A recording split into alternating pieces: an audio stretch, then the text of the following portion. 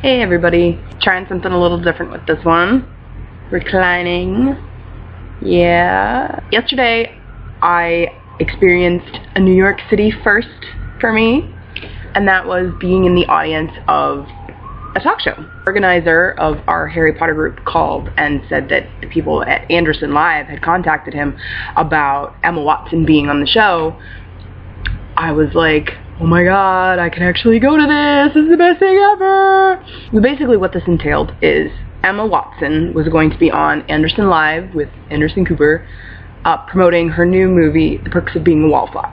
A group of us were allowed to attend the taping of the show and also eligible to attend an advance screening of Perks of Being a Wallflower prior to the show's taping. After the screening, they provided us with free lunch as we walked like 4 blocks or something to the studio for the taping of the show.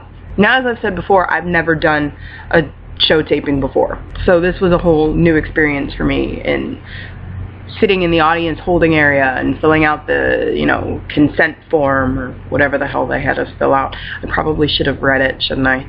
And they asked if anybody had any questions for Emma or Anderson, or if anybody wanted to do this or this, and of course I do, but being confronted with it all of a sudden and having very little time to think of something is not very good for me. I need to know like a couple of days in advance so that I can plan something so that I don't sound like a complete idiot, because I tend to sound like a complete idiot. And being confronted with Emma Watson, I would have sounded like a complete idiot no matter what I said, so I chickened out and didn't volunteer to do anything. Which is kind of upsetting, because throughout the course of her interview with Anderson, I actually thought of stuff to ask her, but they'd already picked the people to ask questions, and you couldn't just spontaneously jump up and say something. We had to sit and wait for a while. Blah.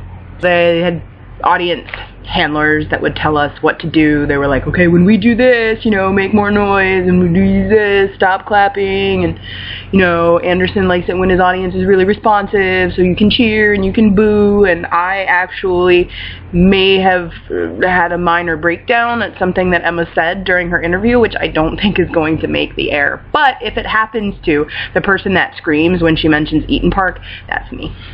Because she filmed The Perks of Being a Wallflower in Pittsburgh. I'm not actually from Pittsburgh, but I'm from not that far from Pittsburgh, and the vast majority of my family happens to live in Pittsburgh. So I consider Pittsburgh, like, yeah. I'm actually from Altoona. But Eaton Park is fucking fabulous. Denny's sucks. Eaton Park, yes. Emma mentioned Eaton Park because one of the questions she was asked in the interview was how she got into the mindset of being an American teenager, considering she's not American. And she said that she used to email the writer, Stephen Chbosky, all these questions at like 3 a.m., like what the hell was an Eaton Park, and I reacted, so I don't think that's gonna make it in. It'd be cool if it did, because I already told all my friends to watch and see if they can spot me in the audience. It will have already aired by the time I upload this, but if you happen to be watching Anderson Cooper the day that Emma Watson was on, it's entirely possible that you saw me in the audience, because I was there. Well, and then we got a big surprise, because not only was Emma Watson there, but also Logan Lerman and Ezra Miller, who were the other 2 stars in the movie. So that was like geek overload. Also, this should go without saying, but Anderson Cooper is a flawless individual. Perfect human being. I'm convinced he's an android because nobody that awesome can be real.